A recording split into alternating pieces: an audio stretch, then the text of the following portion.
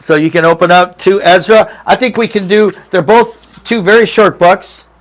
Originally, they were under one cover, under one book. They weren't going to use two tiny little scrolls when they can make one larger scroll. And but at the Septuagint, they split them in two, Ezra and Nehemiah. And these two were Bonnie and Clyde. They were working together.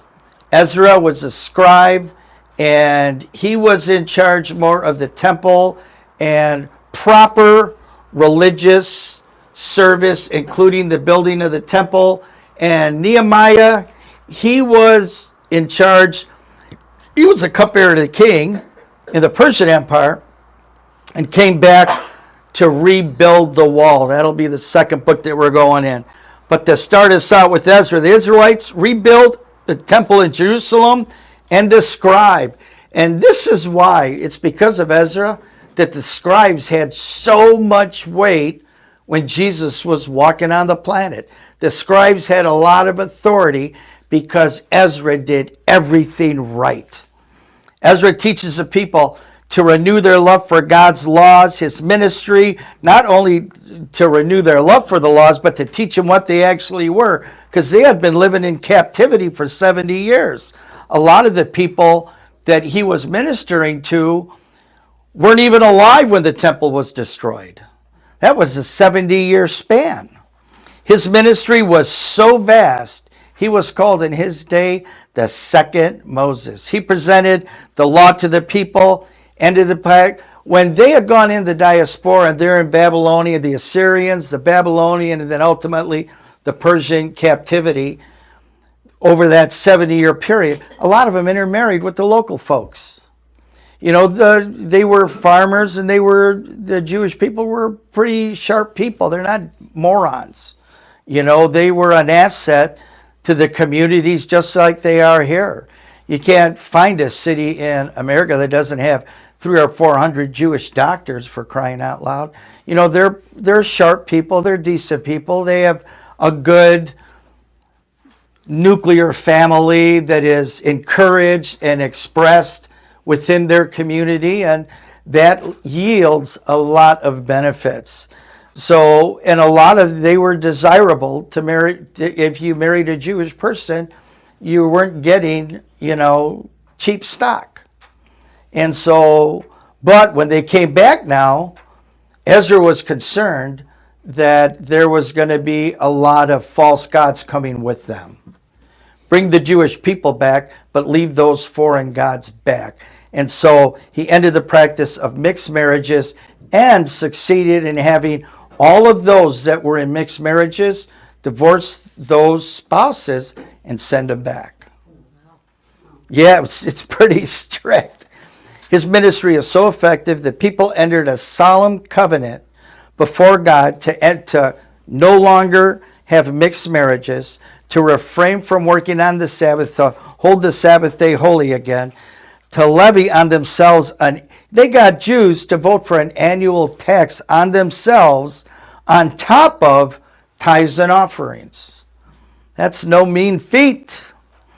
And otherwise to comply with the requirements of the law. Authored by Ezra, a contemporary of Nehemiah, he was caught up in the Babylonian captivity and now is coming home. And Ezra, Jesus is our wall of defense. Ezra 7:10. Ezra had devoted himself to the study and observance of the law of the Lord and to teaching its decrees and laws. Look at that map. That map is a map of current day. That's how that whole area of the world is today. You see Russia way up in the north, Saudi Arabia at the bottom. You see where Assyria is there now. Assyria, Babylon, and Persia I added. Just so you know about where they're located, you see the cul-de-sac of the Mediterranean all the way on the left. See where it says Syria, the next to Syria is Israel. And then Assyria started to poke at the 10 northern tribes in Israel. And then Babylon comes to world power and overtakes the Assyrians and then finishes it all the way to the Mediterranean because they wanted that water source. They wanted to be able, once you got to the Mediterranean, if you owned that beachfront, Now you could set ships sail anywhere in the world. So that's why the Babylonians wanted that water. They wanted that beachfront. And so the Babylons, and then you see Persia, which is modern day Iran, Babylon, modern day Iraq, Assyria, right on the border of Turkey. So then Persia took over, and when they took over Babylon, they inherited Israel as a result. And that's the story of that map.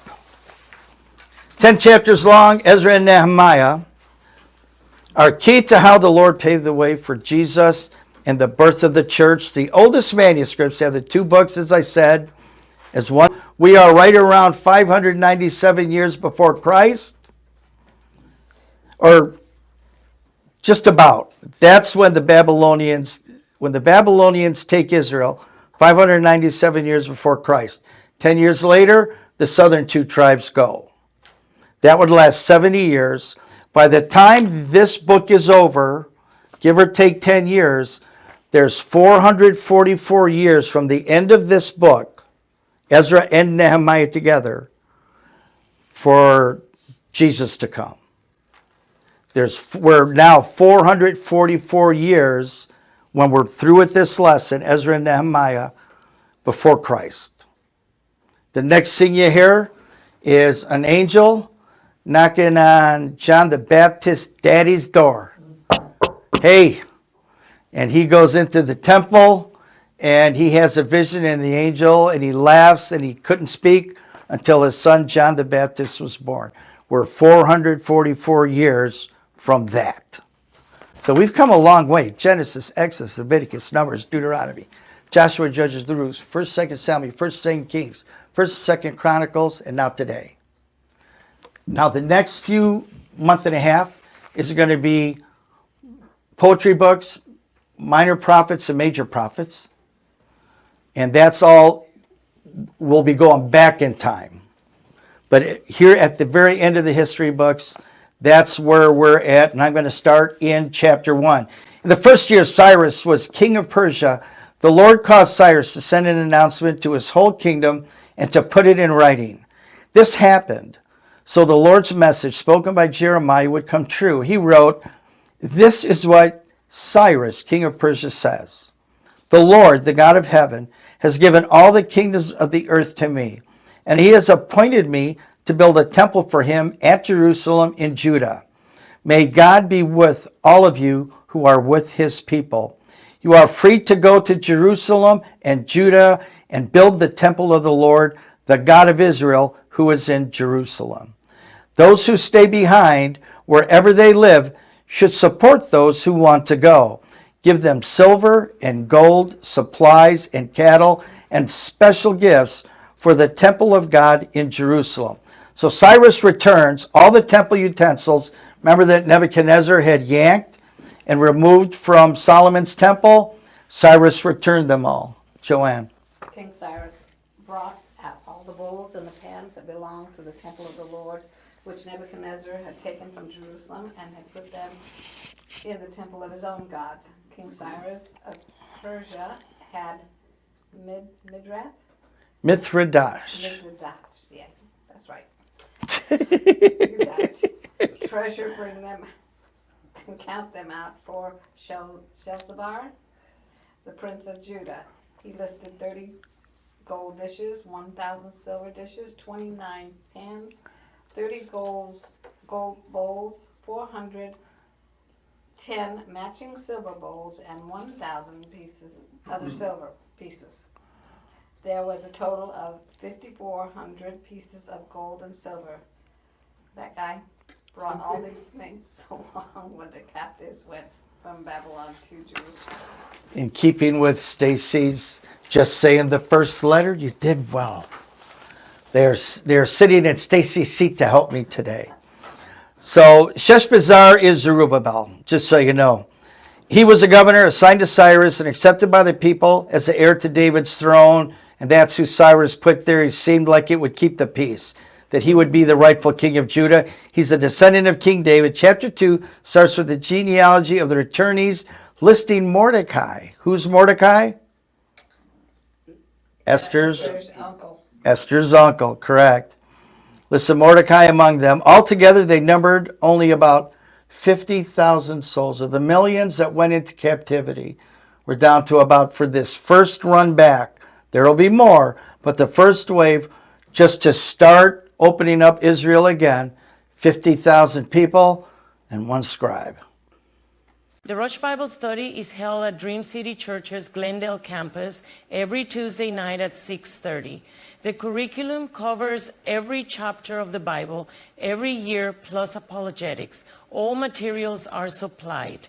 We hope to see you soon.